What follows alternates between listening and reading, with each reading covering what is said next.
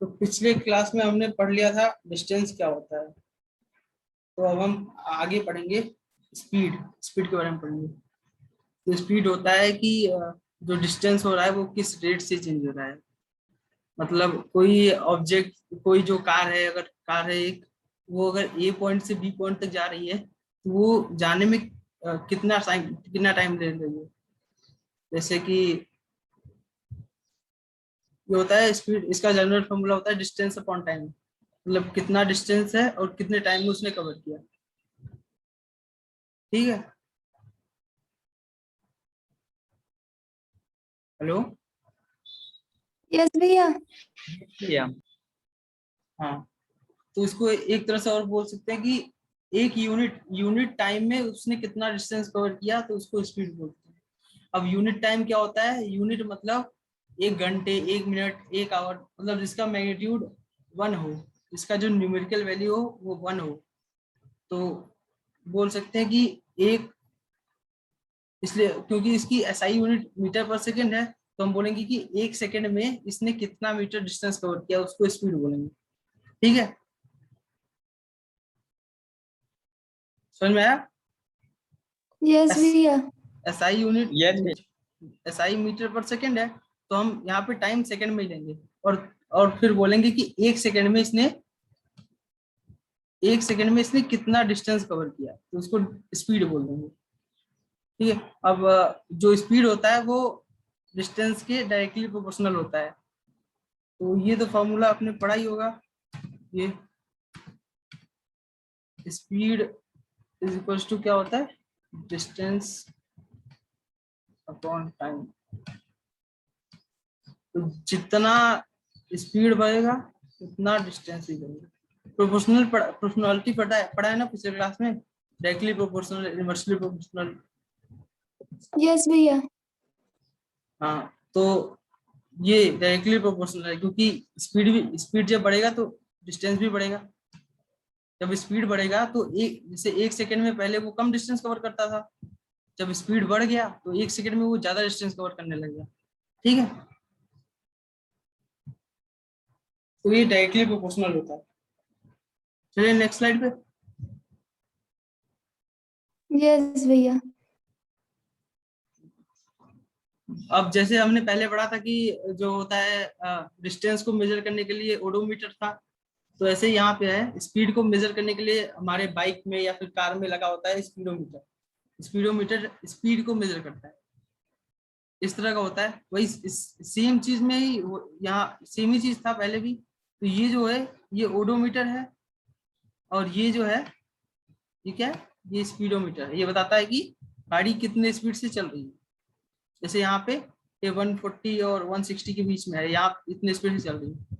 अब ये एक क्वेश्चन जो पहले मैंने बताया था कि ये जो रेड कलर वाला है वो क्या बताता है, याद है किसी को? और ये व्हाइट वाला क्या यस बताता भैया है? मीटर मीटर है। हाँ हाँ, ये मीटर बताता है, ये किलोमीटर बताता है। ठीक है, सही है,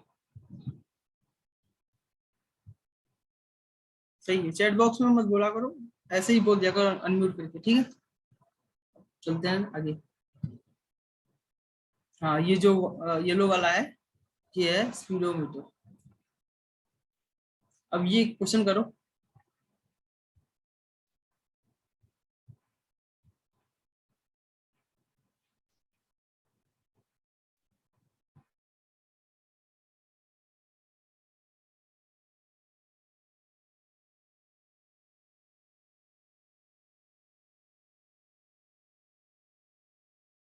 जब हो जाए सबका तो बता देना।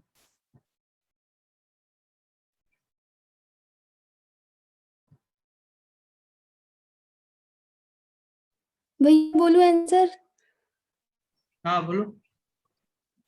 6 किमी पर आवर। हाँ सही है। तो यहाँ पे जैसे ये मीटर में दिया था ना, तो मीटर को पहले हमको किस में बदलना पड़ेगा?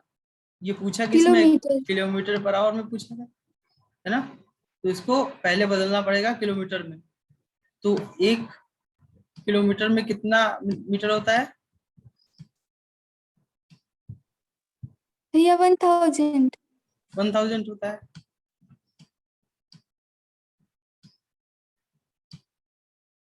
तो 12,000 मीटर में कितने किलोमीटर होंगे? 12 होंगे ना? 12। 12 किलोमीटर आगे। अब फॉर्मूला तो हमको पता ही है, क्या होता है स्पीड का? Speed equal to distance upon time. ये डिस्टेंस हो गया, अपॉन टाइम कर देंगे। टाइम क्या है? 2 आवर, 6 किलोमीटर पर आवर आ गया। ठीक है, ये देखो यहाँ पे भी सही आंसर। अब ये एक बेसिक सी इंफॉर्मेशन है, ये क्वेश्चन में यूज होती है कभी कभी। जैसे किलोमीटर पर आवर है तो उसको मीटर पर सेकंड में कैसे बदलें, मीटर पर सेकंड है तो उसको किलोमीटर पर आवर में कैसे बदलें, ये बताया आप लोग को यस भैया। कैसे होता है?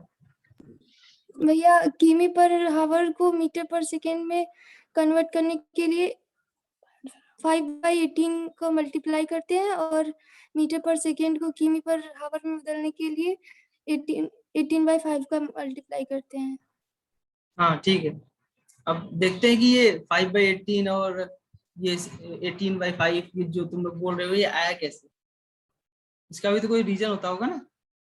यहाँ देखते हैं कि 1 किलोमीटर पर आवर को मीटर पर सेकंड बदलना है, तो 1 किलोमीटर पर आवर को लिख सकते हैं 1000 मीटर अपॉन 1 आवर। 1 किलोमीटर को 1000 मीटर लिख दिया मैंने, ये लिख सकते हैं ना। यस भैया। अब आगे चलते हैं, ये तो 1000 मीटर हो गया। 1 आवर को 60 सेकेंड इंटू 60 सेकेंड लिख सकते हैं। बोलो। यस भैया लिख सकते हैं। 1 आवर में 60 सेकेंड होता है, और 60 सेकेंड में 1 आवर में 60 मिनट होता है, और 60 मिनट में 60 सेकेंड होता है।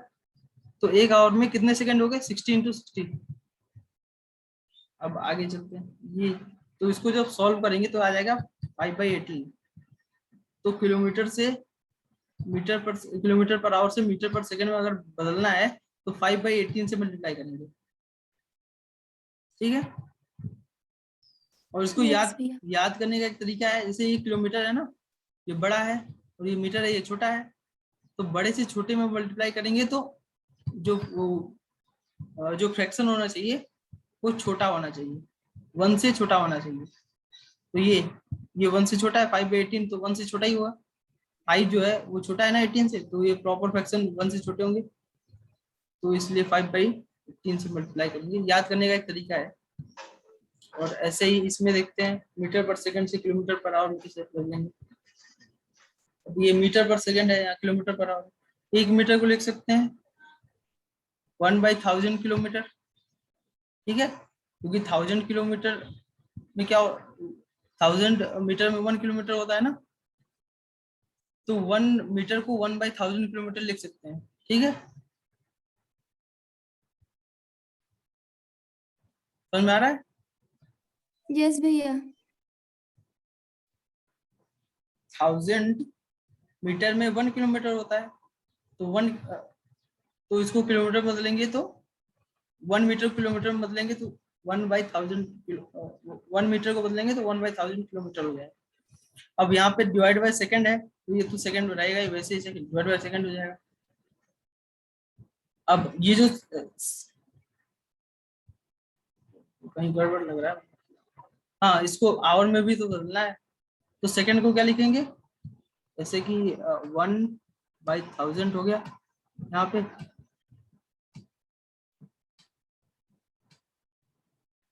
तो कितना हो गया, किलोमीटर हो गया आपका।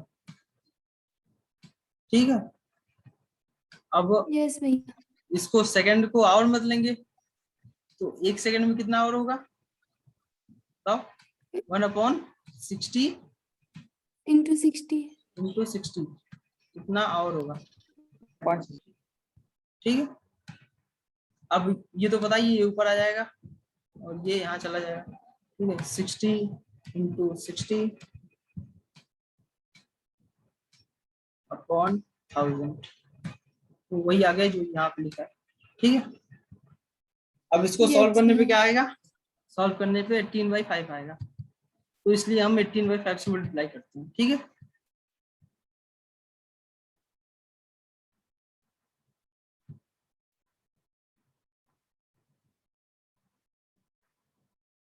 ठीक है ना, समझ में आया? Yes, भैया। ठीक है, आगे चलते हैं। अब इसको बदलने के लिए क्या करोगे तुम लोग?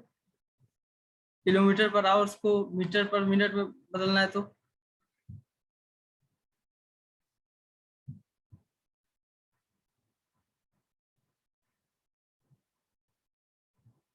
चलो करता हूँ मैं ही, ठीक है।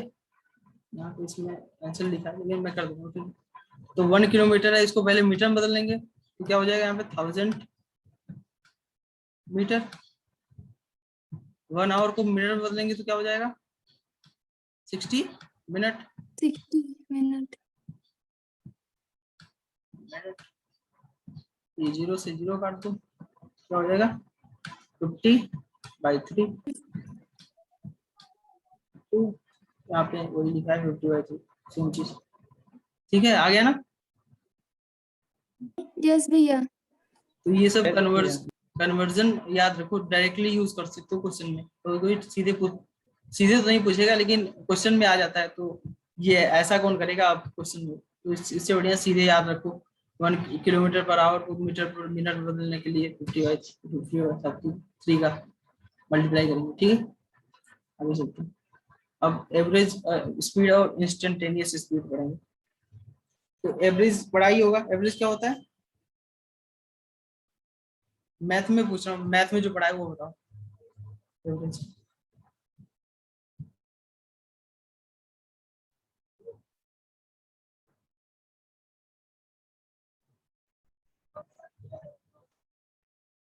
चलो बताता हूँ। एवरेज जो होता है, जैसे कि बहुत सारी क्वांटिटीज हैं तो उनमें लगभग लगभग कितना होगा वो बताना है। जैसे कि बहुत सारी हैं तो जैसे 5 है, हाँ ठीक है। ये चैट बॉक्स में मत बोला करो, सीधे बोल दिया करो, ठीक है, सही बोला है। Total amount upon number of amount, ठीक है। तो वैसे ही एवरेज स्पीड होगा। तो स्पीड क्या होता है? स्पीड क्या होता है पता है? स्पीड होता है डिस्टेंस अपॉन टाइम। तो जब अभी एक बच्चे ने फॉर्मूला लिखा है कि एवरेज जो होता है वो total amount upon number of amount होता है। तो वैसे ही यहाँ पे टोटल डिस्टेंस हो जाएगा और यहाँ पे टोटल टाइम हो जाएगा। इसको बोलते हैं एवरेज स्पीड। जैसे कि जो कार होती है वो जब चलती है तो वो फिक्स स्पीड से चलेगी नहीं, जैसे 5 मीटर पर सेकंड से हमेशा चलती रहे। कहीं भीड़ वाले इलाके में आ जाएगी तो कम हो जाएगा, और कहीं खाली जगह खाली रास्ता हुआ तो और तेज चलेगी। तो हमेशा फिक्स नहीं होता ना, कहीं गड्ढा आ गया तो कम चलेगी और कहीं भीड़ आ गई तो धीरे चलेगी। समझ में आ रहा है ना ये बात? यस भैया। Yes, भैया। हाँ, तो उसके लिए अब भाई कोई पूछेगा कि कितने के स्पीड से चलाए तो तुम लोग ऐसे तो नहीं बताते हो कि वहां वहां से एक मीटर मैंने स्पीड इतने स्पीड से चलाया, फिर उसके अगले मीटर इतने स्पीड से चलाया। ऐसे नहीं बताते हो ना, तुम लोग वही बताते हो ना, एवरेज स्पीड बताते हो कि लगभग इतने की स्पीड से चलाया होगा। तो वही निकालने के लिए भी एक फॉर्मूला होता है, वही total distance upon total time, approx speed निकालते हैं, ठीक है। ये फॉर्मूला हो गया। टोटल जितना डिस्टेंस तुमने कवर किया और जितने टाइम में कवर किया वो हो जाता है एवरेज स्पीड। अब इंस्टेंटेनियस स्पीड पढ़ते हैं। इंस्टेंटेनियस वर्ड से कुछ समझ में आता है? इंस्टेंटेनियस, इंस्टेंट वर्ड सुना है?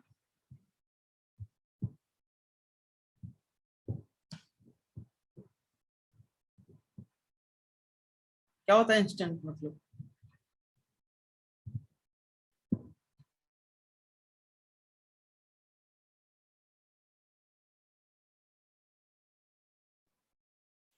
चलो मैं बताता हूँ। जो इंस्टेंट होता है किसी एक पॉइंट पे, जैसे कि नहीं, इनफाइनाइट नहीं होता। जैसे कि ये टाइम टाइम का ग्राफ है ना, टाइम जिस टाइम का ग्राफ है तो टाइम यहाँ पे 0 होगा, यहाँ पे 1 होगा, यहाँ पे 2 होगा, इस तरह से बढ़ता रहेगा।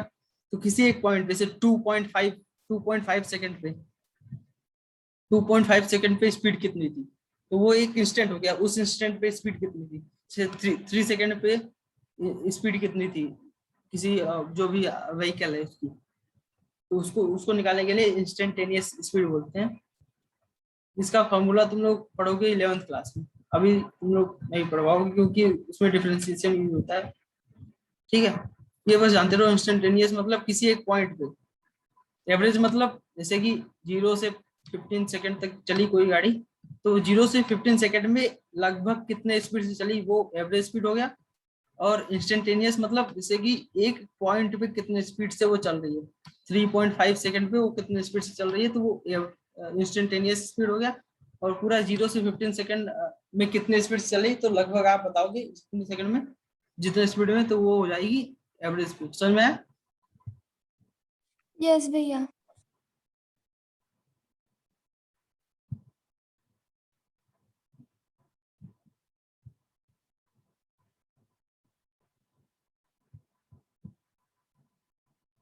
ठीक है।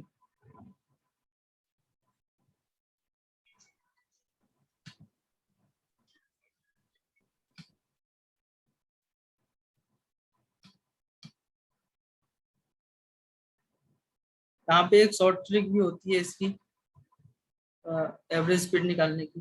ये होती है अगर दो स्पीड दी हुई है ए बी, तो ये ट्रिक लगा सकते हो तुम लोग, 2ab upon a plus B. ठीक है, नोट कर सकते हो, वैसे पता ही होगा और बच्चों को। ये फॉर्मूला होता है, दो स्पीड अगर दी हुई तो 2ab अपॉन a प्लस। इसको तुम लोग ड्राइव भी कर सकते हो इससे, इससे इस वाले फॉर्मूले से। मान लो कि डिस्टेंस डी डी है और टाइम टी टी टी। ठीक है,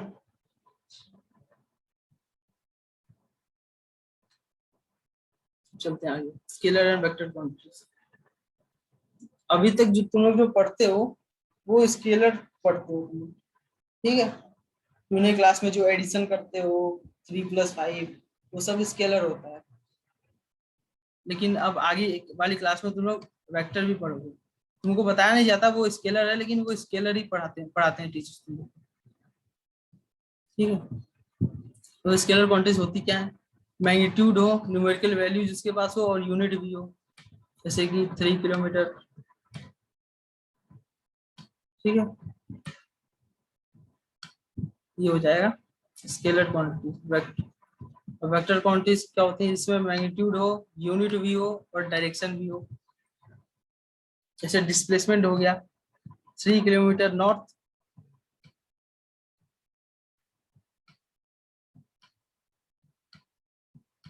ठीक है, नॉर्थ। तो डिस्प्लेसमेंट में तो डायरेक्शन में बताते हैं ना, पहले पढ़ा है। तो अगर कोई बोल रहा है कि इतना डिस्प्लेसमेंट है, तो वो बताएगा, डायरेक्शन भी बताना पड़ेगा उसको, इस डायरेक्शन में, क्योंकि वो वेक्टर क्वांटिटीज होती हैं। हाँ सही बोल रहा है, जो वेक्टर क्वांटिटीज होती है वो vector law of addition follow करती है। ठीक है, ये जो डेफिनेशन है ये 10th तक सही है, उसके आगे डेफिनेशन चेंज होती है। यही डेफिनेशन नहीं होती, इसके अलावा वेक्टर लॉ ऑफ एडिशन को भी फॉलो करना चाहिए, तब उसको वेक्टर बोलेंगे, नहीं तो नहीं बोलेंगे। जैसे करंट हो गया, तो करंट आप लोग पढ़ेंगे, उसमें डायरेक्शन भी होती है, मैग्नीट्यूड भी होता है उसका, यूनिट भी होता है, लेकिन फिर भी वो वेक्टर क्वांटिटी नहीं होती, क्योंकि वो वेक्टर लॉ ऑफ एडिशन को फॉलो नहीं करती। हाँ, वो टेंसर होती है। समझ में आ रहा है? यस भैया। ठीक है, इसका एग्जांपल है स्पीड, डिस्टेंस और वर्क। इसमें वेलोसिटी, डिस्प्लेसमेंट, एक्सेलरेशन। ठीक है, आगे ये क्वेश्चन करो। You are watching someone who is hammering an iron box. एक कोई आदमी है, वो हैमर कर रहा है आयरन बॉक्स को। while होगा, या while watching you notice that it takes 3 seconds for you to hear the sound। जैसे वो हैमर कर रहा है, तो उसमें से जो साउंड निकल रही है वो तुम्हारे पास 3 सेकंड में पहुंच रही है। ठीक है, अगर तुमको दिया हुआ है ये स्पीड है साउंड की, तो निकालना है तुम्हारे और उस पर्सन के बीच में डिस्टेंस कितना है, निकालो।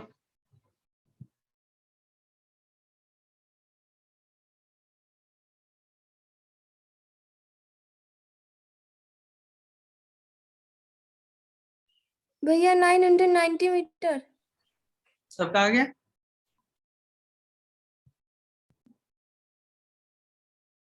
हाँ ठीक है,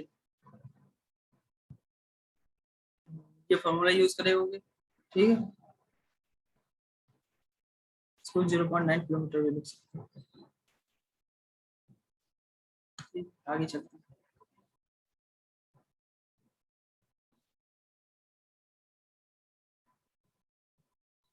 चलो डिस्प्लेसमेंट पढ़ते हैं। डिस्प्लेसमेंट क्या होता है? Shortest path between initial and final point. दो पॉइंट जैसे हैं ए बी, तो इनके बीच में शॉर्टेस्ट पाथ होनी चाहिए। शॉर्टेस्ट पाथ क्या होती है बताओ? लाइन, लाइन होती है, लाइन सेगमेंट होती है शॉर्टेस्ट पाथ। कर्व लाइन नहीं, स्ट्रेट लाइन होती है, ठीक है। और इसकी ये भी एक वेक्टर क्वांटिटीज होती है, पहले पढ़ा है, वेक्टर में भी पढ़ा है। और एसआई यूनिट इसका मीटर पर सेकंड होता है। जैसे ये है, तो इसमें से बताओ डिस्प्लेसमेंट कौन सा होगा? रेड वाला, ग्रीन वाला कि ब्लू वाला? भैया रेड वाला। ठीक, रेड वाला हो गया डिस्प्लेसमेंट। अच्छा एक बात बताओ, डिस्प्लेसमेंट कभी इसके बराबर हो सकता है डिस्टेंस के? नो भैया, बड़ा होता है। डिस्प्लेसमेंट, फिर से सोचो एक बार, डिस्प्लेसमेंट डिस्टेंस के बराबर हो सकता है? यस भैया, डिस्प्लेसमेंट डिस्टेंस के बराबर हो सकता है। कब हो सकता है?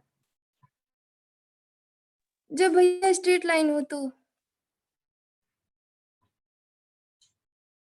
हाँ, जब कोई ऑब्जेक्ट स्ट्रेट लाइन पे चल रही है तो शॉर्टेस्ट पाथ भी वही होगा और डिस्टेंस भी उसका वही होगा, तो वो दोनों इक्वल हो जाएंगे, ठीक है। और छोटा हो सकता है डिस्प्लेसमेंट डिस्टेंस से? नहीं भैया। क्यों नहीं हो सकता? भैया डिस्प्लेसमेंट जो होता है वो शॉर्टेस्ट पाथ होता है और डिस्टेंस हाँ तो ये देखो, बड़ा। एक सर कोई कोई अगर आदमी है वो सर्कुलर पाथ में मूव कर रहा है, यहाँ से चलना शुरू किया और फिर घूम के यहीं आ गया, तो उसका जो होगा क्या होगा, जो डिस्टेंस होगा वो क्या होगा? 2πr होगा, ठीक है। यस। क्योंकि ये सरकमफ्रेंस घूम रहा है, 2πr होगा। और डिस्प्लेसमेंट क्या होगा? 0 होगा ना, हम्म। इसलिए छोटा भी हो सकता है।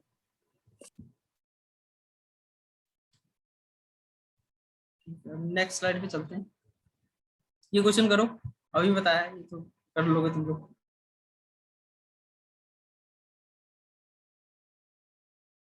भैया थर्ड वन।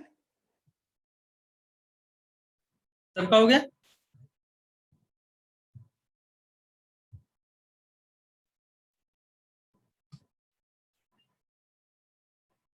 ठीक है, थर्ड वन होगा, क्योंकि जो डिस्प्लेसमेंट होता है वो या तो बराबर हो सकता है या तो छोटा हो सकता है डिस्टेंस से। डिस्टेंस के बराबर होगा डिस्प्लेसमेंट, या तो डिस्टेंस से छोटा होगा, ठीक है। डिस्प्लेसमेंट डिस्टेंस से बड़ा नहीं हो सकता, ये तीसरा वाला सही है।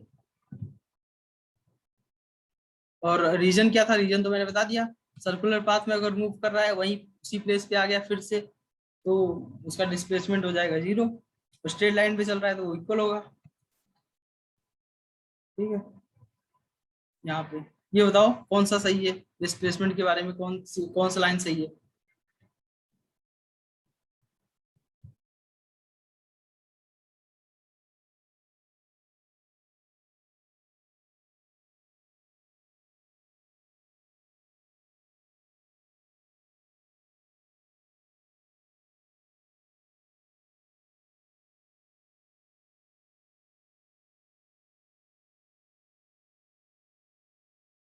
बताओ।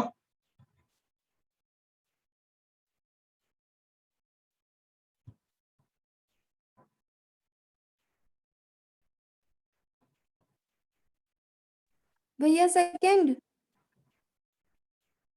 सेकंड भी सही है और फर्स्ट भी सही है दोनों।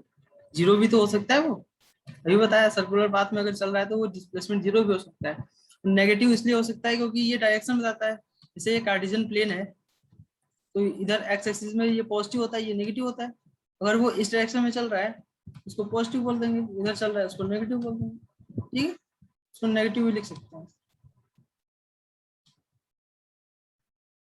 और तीसरा वाला क्या हुआ, its magnitude is greater than distance. Distance से डिस्प्लेसमेंट बड़ा नहीं हो सकता, पहले पढ़ा है, ये गलत हो जाएगा। मैग्नीट्यूड क्या होता है, मैग्नीट्यूड होती है न्यूमेरिकल वैल्यू, नंबर वाला। ठीक है, आया समझ में? भैया yes भैया।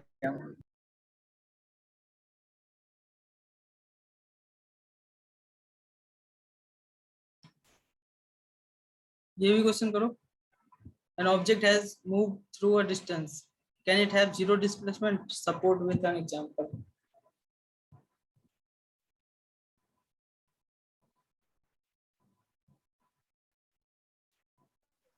यस भैया, डिस्प्लेसमेंट इज 0।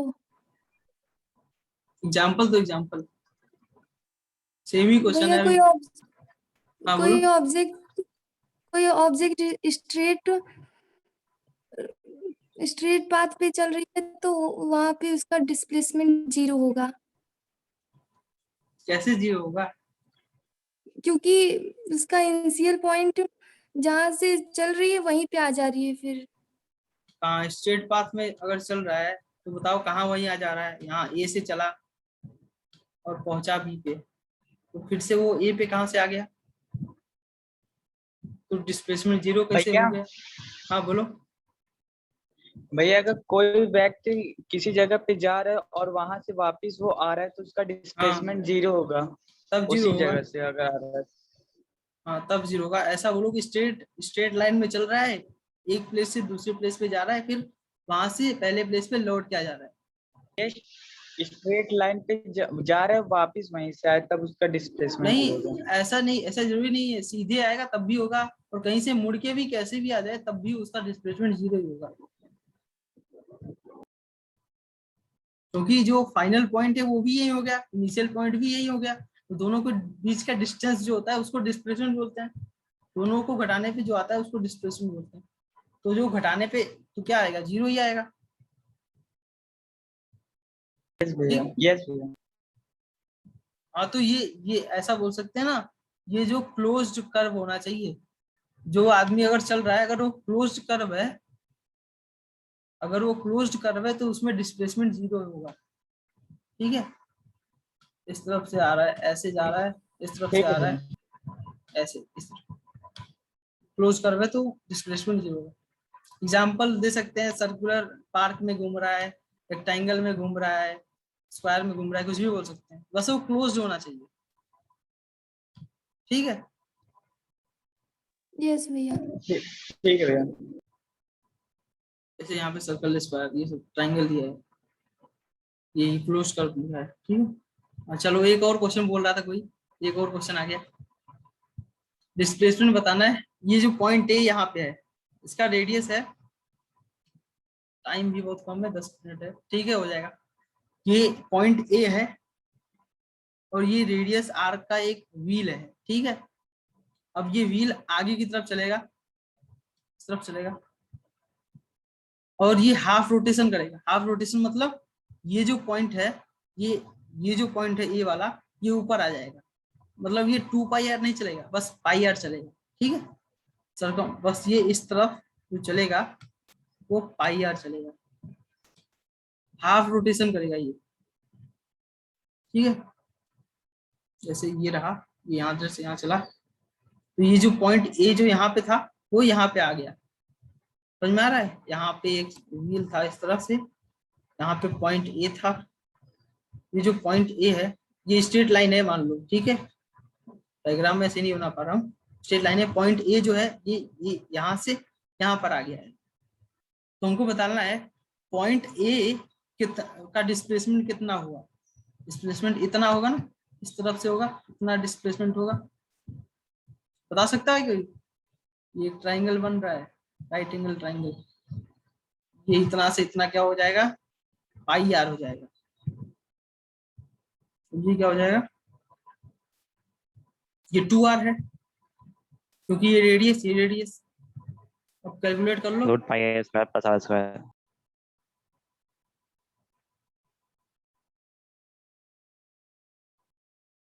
हाँ ठीक,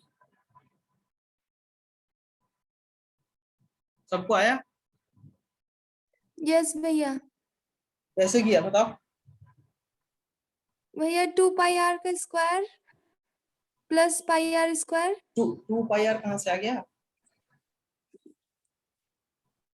यहाँ तो बस पाई आर चला है ना, हाफ रोटेशन किया इसने। यस भैया पाई आर। हाँ, इसका स्क्वायर अंडर रूट ऑफ इसका स्क्वायर हो जाएगा और प्लस 2r का स्क्वायर होल स्क्वायर। ठीक है। यस भैया। पाइथागोरस थ्योरम लगा देंगे यहाँ पे, तो ये डिस्प्लेसमेंट निकल जाएगा। अच्छा लगा ये क्वेश्चन? यस भैया। तो ऐसे क्वेश्चन मैं अभी और भेजूंगा टेलीग्राम ग्रुप पे, ठीक है? इसको ट्राई करना। आज के लिए बस इतना ही रखते हैं, टाइम नहीं है। ठीक है, बाय। बाय भैया। बाय भैया। कोई डाउट हो तो जो यूट्यूब पे इसको अपलोड करूंगा वीडियो अभी, तो वहां से देख सकते हो तुम, ठीक?